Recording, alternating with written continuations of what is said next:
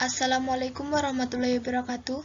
Nama saya Kunifida Roeni dari Prodi Manajemen, Universitas Sujaya Kusuma, Purwokerto.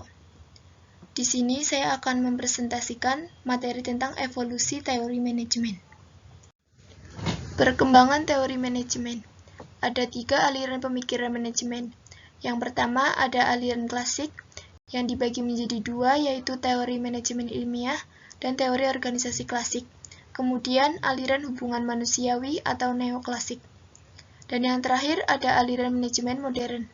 Namun di presentasi kali ini, saya hanya akan membahas teori aliran manajemen klasik pada bagian teori manajemen ilmiah.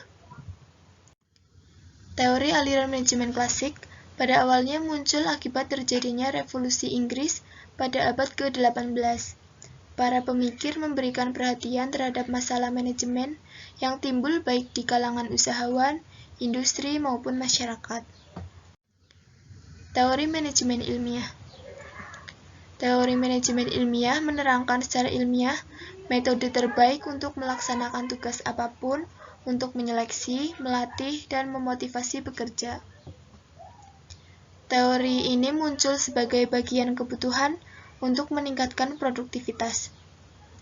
Dan tentunya tujuan teori manajemen ilmiah adalah kebutuhan untuk meningkatkan produktivitas. Tokoh aliran teori manajemen klasik. Yang pertama ada Frederick A. Taylor pada tahun 1856 sampai 1915. Pada tahun 1861 sampai 1919 ada Henry Elkin.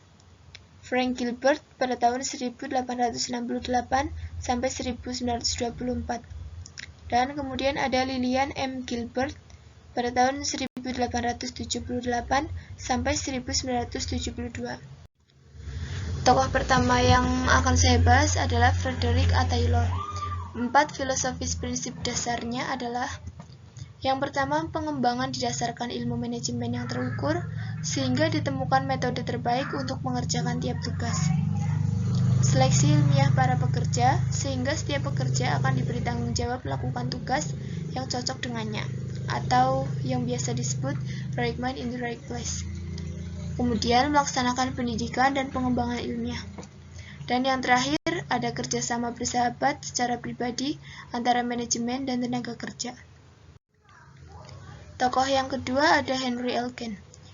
Henry Elkin tidak menggunakan sistem pendidikan dan pelatihan seperti Taylor, tetapi memperkenalkan sistem bonus, memberikan motivasi kepada karyawan yang mampu menyelesaikan tugas yang dibebankan melalui intensif atau bonus, mencatat kemajuan pekerja, dan dilakukan secara terbuka serta dicatat pada bagan balok individual atau bagan gen.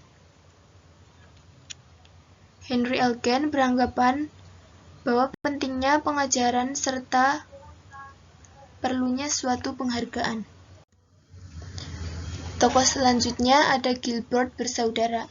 Gilbert bersaudara mempelajari kelelahan dan gerakan serta memfokuskan pada berbagai cara untuk mendorong kesejahteraan pekerja. Perhatian manajemen terhadap pekerja, terutama dalam mencari gerakan yang paling ekonomis, sehingga dapat meningkatkan moral pekerja. Selanjutnya, ada fungsi manajemen klasik. Yang pertama ada planning, yaitu menentukan sasaran organisasi dan sarana untuk pencapaian tujuan. Kemudian organizing, yaitu menetapkan di mana keputusan akan dibuat, siapa yang akan melaksanakan tugas dan pekerjaan, serta siapa yang akan bekerja untuk siapa. Kemudian memimpin, yaitu memberi inspirasi dan motivasi kepada karyawan untuk berusaha keras mencapai sasaran organisasi. Dan yang terakhir ada controlling, mengawasi kemajuan pencapaian dan mengambil tindakan kolerasi bila mana dibutuhkan. Dapat disimpulkan bahwa tujuan akhir dari manajemen ilmiah ini adalah untuk membantu para pekerja untuk mencapai potensial penuh sebagai manusia.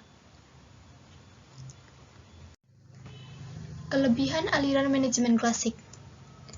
Yang pertama, teknik efisiensi dan penelitian waktu dan gerak mampu meningkatkan efisiensi dan produktivitas karyawan. Metode pemilikan dan pengembangan tenaga kerja menunjukkan pentingnya latihan dan pendidikan untuk meningkatkan efektivitas kerja. Kemudian, mampu memberikan rancangan kerja dan mendorong manajer untuk mencari alternatif terbaik, menyediakan banyak teknik dan pendekatan manajemen yang masih relevan. Dan yang terakhir, beberapa konsep model birokratif masih dapat digunakan dalam organisasi. Di samping itu, ada kelemahan aliran manajemen klasik. Yang pertama, mengabaikan dimensi perbedaan kemampuan, identitas tugas, kepentingan tugas, otonomi, dan umpan balik. Dan bekerja semata komponen produksi serupa dengan mesin atau diukur dengan stopwatch.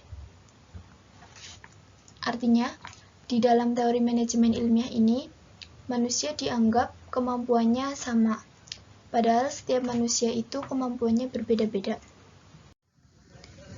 Cukup sekian dari saya. Mohon maaf apabila ada kesalahan dan kekurangan saya dalam menyampaikan materi. Wassalamualaikum warahmatullahi wabarakatuh.